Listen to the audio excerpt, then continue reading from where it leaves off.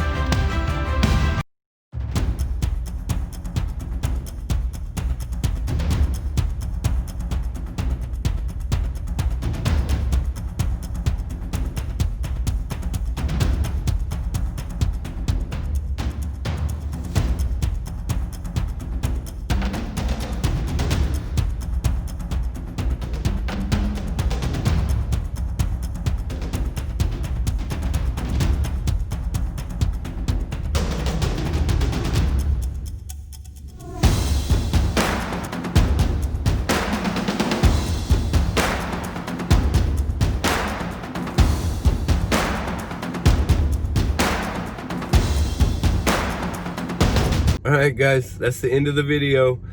Let me know down in the comments what you thought about it. That's pretty unique to be able to film a tower like that. I like doing those kind of videos.